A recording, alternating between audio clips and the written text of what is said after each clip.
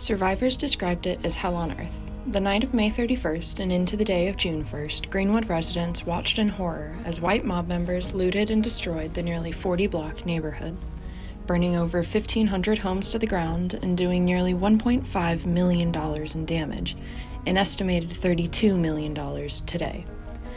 Carlos Moreno has spent over 2 decades researching not only the massacre, but what came afterwards. I would say I started researching and learning about Greenwood in about the late 90s. I've collected every book I can possibly get my hands on, every article, every photograph. I've collected stuff related to Greenwood for over 20 years now.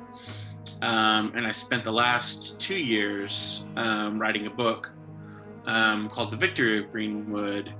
And I really wanted to focus on the individual families who lived in Greenwood. One example of one family, Mabel Little, who was a hairdresser, built her house, started up her business, and of course they lost everything, during 1921. Then when the war ends, she comes back to Tulsa, rebuilds her salon, rebuilds her house, and then it's all torn down again to build the highway.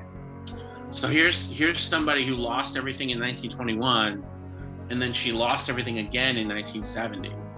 So 40 years apart, you have generational wealth taken away from this community. Greenwood completely rebuilt and actually became more prosperous after the massacre, and then was destroyed for a second time in the 60s with the urban renewal policies, which a lot of people have nicknamed urban removal. To realize that the neighborhood of Greenwood was also destroyed by 2 highways, 244 and Highway 75, that really resonated with me because, again, that happened to my dad in his neighborhood.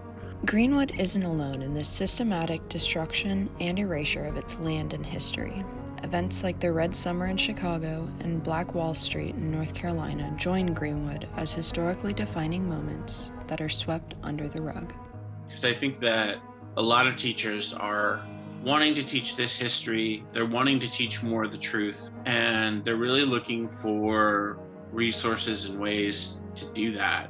I learned about the Tulsa Massacre, but it was not from school. It was from my parents. Never remember talking about it in school.